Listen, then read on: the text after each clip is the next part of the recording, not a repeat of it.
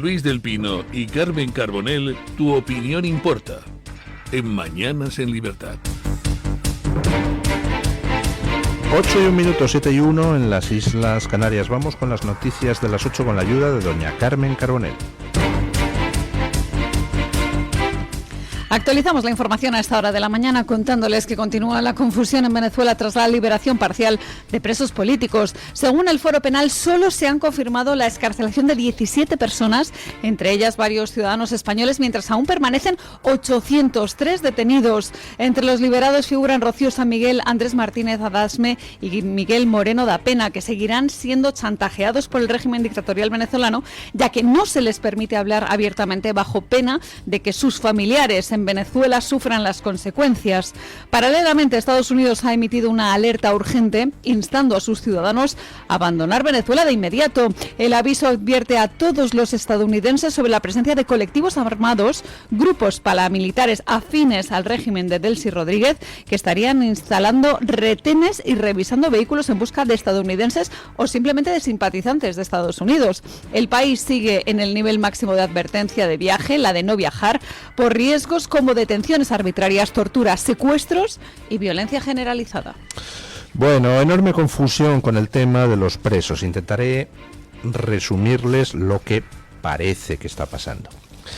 En Venezuela hay 820 presos políticos según el censo elaborado por el Foro Penal. Hasta hace unas horas solo se había liberado a 17. 17, además, donde parece que en escoger a cuáles ha intervenido Zapatero. ¿Por qué solo 17? Pues básicamente por tres. Bueno, primero, hace una hora Alfredo Romero, el presidente del Foro Penal venezolano, esta ONG que lleva el censo de los presos políticos, comunicaba que le llegan noticias de otros 12 liberados, 9 mujeres, desde la cárcel de Las Crisálidas y tres hombres de la cárcel de El Rodeo, porque además del Helicoide, que es el centro de torturas, hay muchas otras cárceles donde hay presos políticos en Venezuela.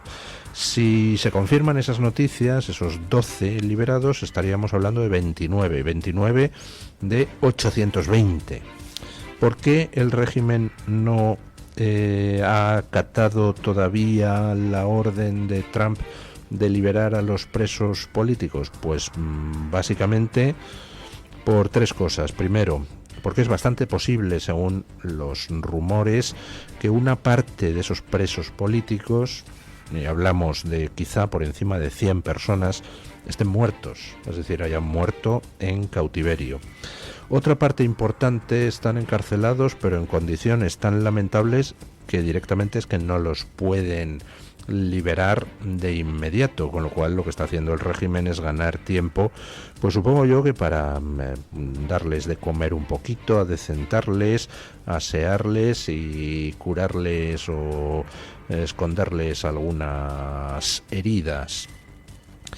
Y luego finalmente hay una tercera razón, y es que todavía no ha caído el régimen, todavía siguen estando ahí los mismos que han torturado a los presos políticos, con lo cual, pues muchos de esos se niegan directamente a acatar las órdenes o ponen todas las dificultades posibles. Eso está pasando, por ejemplo, según rumores más o menos fehacientes que llegan de Venezuela, en la cárcel de Ramo Verde.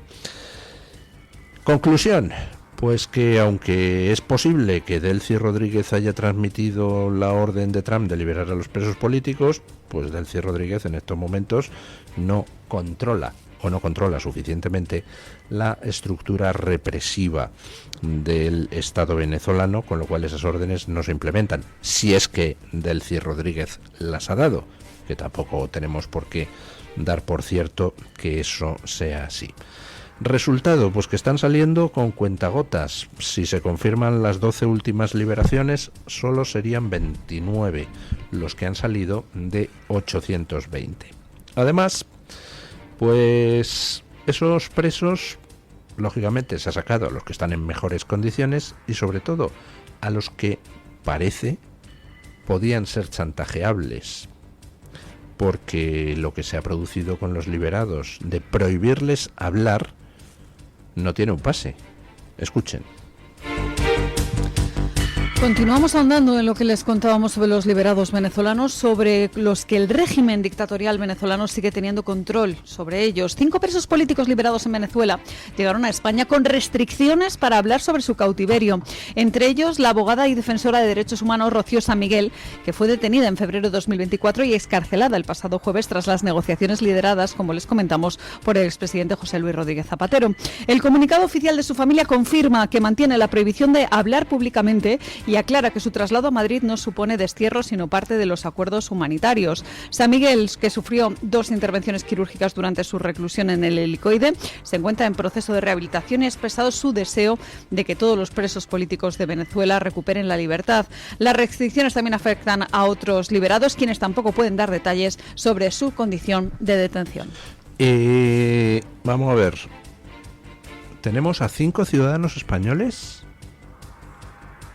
que han sido liberados de las cárceles políticas del régimen, llegan aquí a España y las autoridades españolas les dicen que han sido liberados mediante un acuerdo que implica que no pueden hablar con los medios. ¿Perdón? Están diciendo que están prohibiendo el gobierno español está prohibiendo a 5 ciudadanos españoles hablar con los medios de comunicación. ¿Utilizando qué ley? ¿Qué precepto legal permite quitar la libertad de expresión a personas que no tienen abierta ninguna causa penal en España y que estaban encarceladas por una dictadura? Por cierto, a Pedro Sánchez no se lo digo porque Pedro Sánchez es un canalla y ya sé que él hace las cosas así, pero Majestad, Felipe VI, que utilice usted la misma palabra que Pedro Sánchez diciendo que estaban retenidos en Venezuela y no que estaban en situación de preso político, es lamentable. Yo no sé si usted escribe sus discursos, se los escriben, pero en cualquier caso, lo que está usted haciendo en los últimos tiempos tiene bastante poca explicación para muchos que le hemos apoyado durante muchísimo tiempo. Pero bueno, eso era una acotación al margen. El caso, el gobierno español se presta a que el gobierno venezolano prohíba a ciudadanos españoles contar qué ha pasado en las cárceles de Venezuela con ellos. ¿O es que esos 5 españoles los han elegido, tal vez el propio Zapatero, precisamente porque tienen familia en algún sitio que es chantajeable? ¿Están sometidos a chantaje? ¿Está amenazando el régimen con tomar represalias contra alguien próximo a esos 5 si abren la boca y cuentan lo que ha sido su detención? Al final, pues es tratar de ponerle puertas al campo. Al final están saliendo testimonios de torturados en las cárceles venezolanas que están hablando de lo que hizo Zapatero. De cómo Zapatero le decía a la madre de uno de los encarcelados, de uno de los presos políticos, que le dijera a su hijo que no protestara, porque, claro, y le decía que a nadie le importa el destino de su hijo. Eso es el canalla de Zapatero. Y saldrán más cosas. Porque al final, pues esos 820 presos políticos, los que no hayan muerto, pues todos tienen una historia y todos pueden contar lo que se hacía en las cárceles del régimen y cómo se le trataba. Y algunos van a tener que dar muchas explicaciones, por supuesto ante la opinión pública, espero que también ante un tribunal, porque lo que han hecho es participar de crímenes contra la humanidad. Bueno,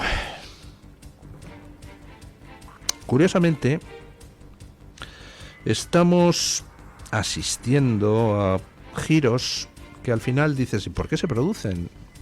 Y todo lleva a lo mismo, porque en la Casa Blanca hay un señor que se llama Donald Trump que está impulsando la causa de la libertad en todo el mundo. Un señor que se llama Donald Trump, que es quien ha conseguido que se empiecen a liberar presos políticos, Zapatero no debió de tener tiempo en los 26 años anteriores para que los liberaran. Ha tenido que llegar Trump para que se dé la orden de abrir las cárceles.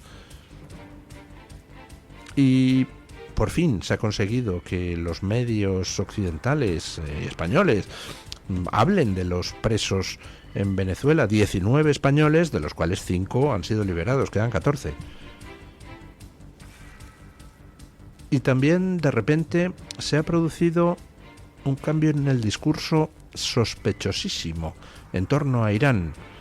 Llevan guardando silencio en torno a Irán los medios de comunicación progres, los políticos progres en Estados Unidos, los del Partido Demócrata, muchísimo tiempo, y de repente ¡pip!, alguien ha tocado el pito y todos salen a criticar a Irán. Es curiosísimo, escuchen. La situación en Irán ha conseguido una serie de reacciones internacionales, muchas de las cuales se esperaban desde hace tiempo, como es el caso de la Unión Europea. No ha sido hasta este 11 de enero, ayer mismo, cuando la presidenta de la Comisión Europea, Ursula von der Leyen, ha condenado en la red social X la represión brutal contra los manifestantes y ha pedido sanciones adicionales al régimen iraní. En Estados Unidos, la congresista demócrata Alexandria Ocasio-Cortez también ha reclamado más presión diplomática y subrayado que la violenta represión del gobierno iraní contra los manifestantes es terrible y debe cesar ya. Por su parte, Amnistía Internacional denuncia ejecuciones arbitrarias y detenciones masivas, exigiendo una investigación independiente y la liberación inmediata de los presos. De repente, los mismos medios que guardaban silencio, todos simultáneamente se ponen a criticar a Irán. Los mismos políticos que se abstenían de criticar a Irán, Ursula von der Leyen, los políticos del Partido Demócrata en Estados Unidos, de repente se ponen a criticar a Irán. Las ONGs que guardaban un silencio repugnante, como Amnistía Internacional, caramba, se ponen a criticar a Irán. ¿Qué ha pasado? Y lo mismo pasó con Hamás hace un par de días entre los políticos neoyorquinos del Partido Demócrata. Se produce una manifestación de tantas que organiza el Partido Demócrata y donde se dan cantos en favor de Hamás, y entonces salen todos los políticos a criticar eso y a criticar a Hamás y... ¡Uy! ¿Qué está pasando? ¿Por qué ese giro argumental en la izquierda progre y la derecha progre europeas?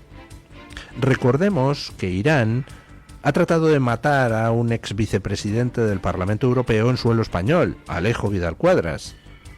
Y la Unión Europea no ha dicho ni mu. O sea, te matan a tus políticos en suelo europeo y no dices ni mu. No pides explicaciones a Irán, no le mandas a los embajadores a su casa, no rompes relaciones diplomáticas, no pides sanciones. Y de repente, esos mismos prisioneros de la ignominia que no alzaban la voz contra Irán, ahora se ponen todos a la vez a criticar a Irán. ¡Oh! ¿Qué está pasando? Pues como no creo que hayan visto la luz, y no creo desde luego en su bondad innata, solo se me ocurren dos opciones. A. ¿Alguien sabe algo de que Irán estaría preparando alguna respuesta no convencional con algún tipo de ataque masivo en Occidente, ataque terrorista, y entonces quieren desligarse del régimen antes de que eso pase?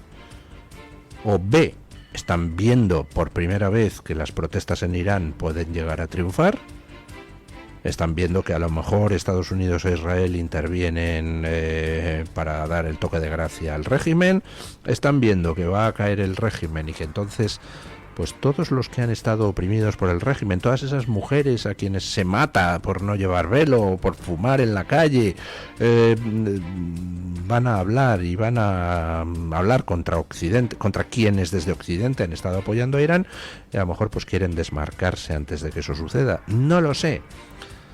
Pero la experiencia me dice que cuando el mundo progre y cuando el mundo corrupto de la política europea giran argumentalmente contra Irán con esa rapidez y sincronización, significa que algo se está cociendo y que quieren alejarse bien de lo que pase por la caída del régimen, bien de alguna respuesta a la desesperada del régimen iraní en forma de acción terrorista sonora. En cualquier caso, estaremos atentos. Timeo progres et dona ferentes. Temo a los progres incluso aunque traen regalos, incluso cuando los traen. Bueno, Extremadura. Entrevista de Abascal en OK Diario este fin de semana. Eduardo Inda le hacía una entrevista en profundidad y ahí hablaba Abascal de qué va a pasar con el gobierno de Extremadura. Y Abascal dice que van a entrar, vamos, y que van a entrar hasta la cocina. Escuchen. Ya en nuestro país continúan las negociaciones para la conformación del gobierno de la Junta de Extremadura tras las elecciones del pasado 21 de diciembre. El líder de Vox, Santiago Abascal, anuncia que sí que tienen planteado entrar en el gobierno de María Guardiola, como le confirmaba Eduardo Inda en esta entrevista para OK Diario. Les escuchamos. El próximo lunes se inician las conversaciones con Vox con el Partido Popular para dictaminar quién va a gobernar en Extremadura. ¿Qué condiciones va a poner Vox al Partido Popular, a la señora Guardiola? Bueno, pues yo creo que ha dado alguna pista el señor Feijóo durante estos días, ¿no? Aunque puede cambiar de opinión. Pero las condiciones las tiene que poner usted, ¿no, señor? Sí, lo digo porque el señor Feijóo va cambiando de opinión. Hace un año y medio dijo que iba a garantizar que había gobiernos sin Vox, que ese era su compromiso. Hizo un congreso para certificar esa posición y luego esparcieron un bulo que era el de que Vox no quiere formar parte de los gobiernos, que Vox no quiere gobernar, que es una estrategia de Vox. Cuando en realidad salieron de todos los gobiernos. Sí, fue una respuesta a una traición al pacto que el Partido Popular tenía con nosotros, a una mentira y una estafa que hicieron contra su socio de gobierno en esos momentos. No está sorprendente porque se la hacen también a los ciudadanos, pero eso no significa que Vox no quiere gobernar.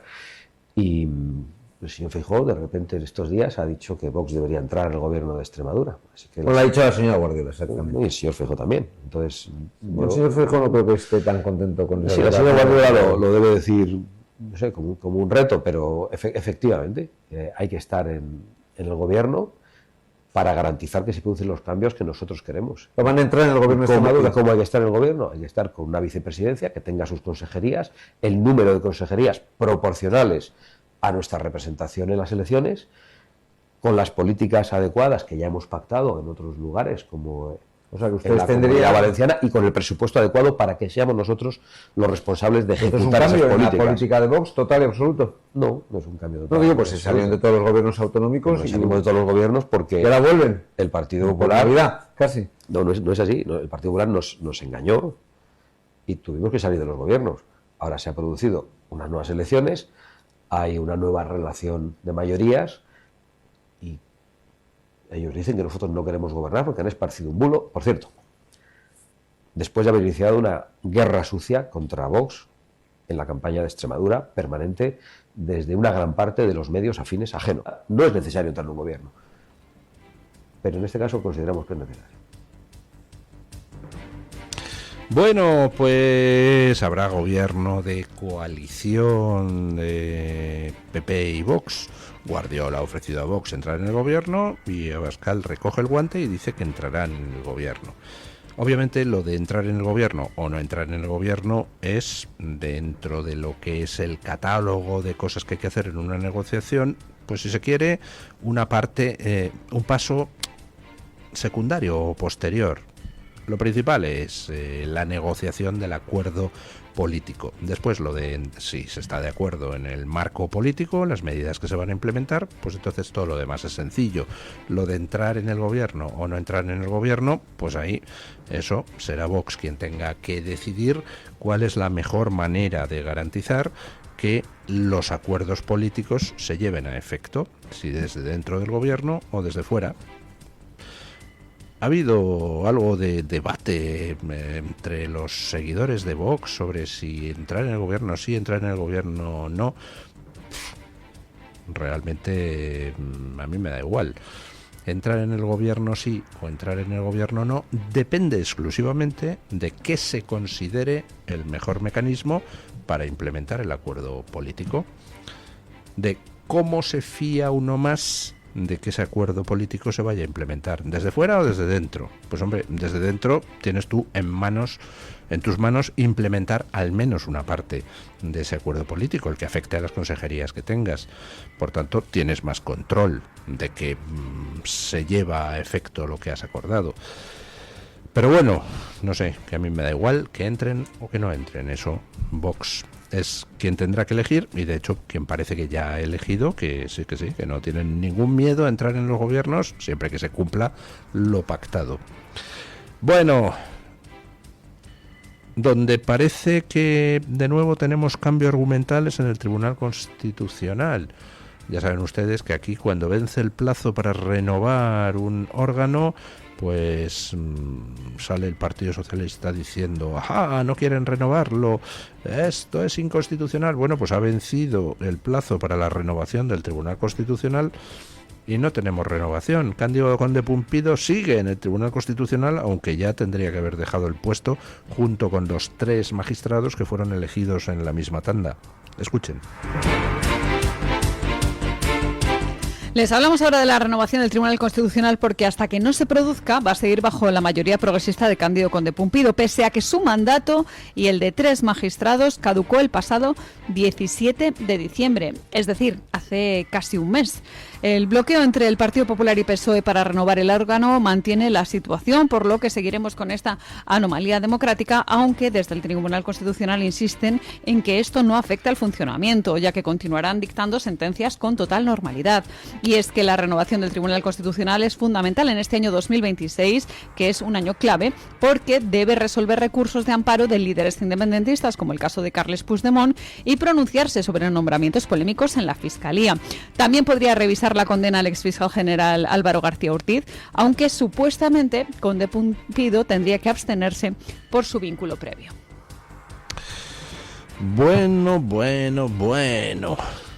Pues en estos momentos la renovación del Tribunal Constitucional depende de que alcancen un acuerdo PSOE y PP en el Senado.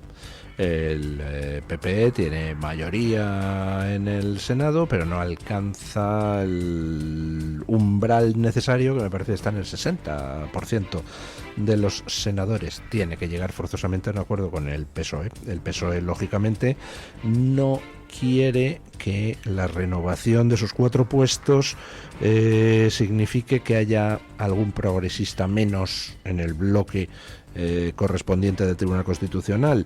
El PP pues no puede permitirse una renovación protocolaria que deje intactas las mayorías, porque eso tendría su coste ante la opinión pública, con lo cual me temo que vamos a seguir sin renovación del Tribunal Constitucional durante algunos mesecillos. Bueno, ya veremos. Mientras tanto, pues vámonos a la información del tiempo con la ayuda de doña Carmen Carbonell y después pausa publicitaria y a la tertulia.